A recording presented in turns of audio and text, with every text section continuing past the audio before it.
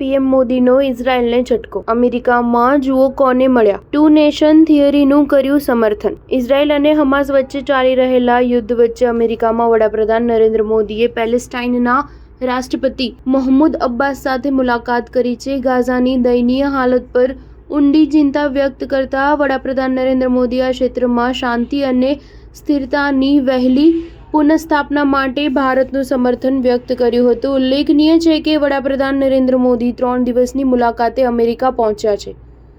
તેમના પ્રવાસના બીજા તબક્કામાં પીએમ મોદી ન્યૂયોર્ક પહોંચ્યા હતા. અહીં સંયુક્ત રાષ્ટ્રની મહાસભા સત્રથી અલગ તેમણે પેલેસ્ટાઇનના રાષ્ટ્રપતિ મહમૂદ અબ્બાસ સાથે મુલાકાત કરી હતી. પીએમ મોદીએ સોશિયલ મીડિયા પ્લેટફોર્મ એક્સ પર લખ્યું કે ન્યૂયોર્કમાં રાષ્ટ્રપતિ મહમૂદ અબ્બાસ સાથે મુલાકાત કરી દરમિયાન ગાઝામાં શાંતિ બહાલી માટે ભારતનું સમર્થન વ્યક્ત કર્યું. પેલેસ્ટાઇનના લોકો સાથે લાંબા ગાળાની મિત્રતા વધુ મજબૂત કરવા માટે વિચારોનું આદાન પ્રદાન પણ કર્યું. વિદેશ મંત્રાલયના નિવેદન અનુસાર ઇઝરાયલ અને પેલેસ્ટાઇન વચ્ચેના વિવાદને વડાપ્રધાન મોદીએ શાંતિપૂર્ણ રીતે ઉકેલવા, બંધકોને મુક્ત કરવા અને વાતચીત તથા કૂટનીતિ દ્વારા ઉકેલ શોધવાની તરફેણ કરી હતી. આ દરમિયાન તેમણે ટુ નેશન થિયરીનું સમર્થન કરતા કહ્યું કે આ પ્રદેશમાં કાયમી શાંતિનો માર્ગ બનશે.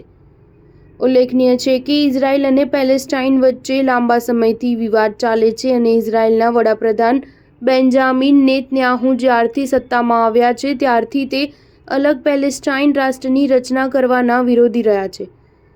જ્યારે પેલેસ્ટાઇનના રાષ્ટ્રપતિ સાથેની મુલાકાતમાં પીએમ મોદીએ ફરી એકવાર આ મામલે સમર્થન દર્શાવીને ઇઝરાયલને ઝટકો આપ્યો હતો. ઉલ્લેખનીય છે કે ભારત હંમેશાથી પેલેસ્ટાઇનને માન્યતા આપનારા દેશોમાં આગળ રહ્યું છે. પીએમ મોદીએ સંયુક્ત રાષ્ટ્રમાં પેલેસ્ટાઇનના સભ્યપદને સમર્થન આપવાનો પણ પુનરોચ્ચાર કર્યો હતો. ગયા વર્ષે 7 ઓક્ટોબરે હમાસના હુમલા બાદથી ઇઝરાયલ ગાઝા પટ્ટીમાં સતત હુમલા કરી રહ્યું હતું. ગાઝામાં અત્યાર સુધીમાં લગભગ 40,000 લોકો માર્યા ગયા. સ્ટાર ન્યૂઝ 7 હંમેશા સચ્ચાઈની સાથે.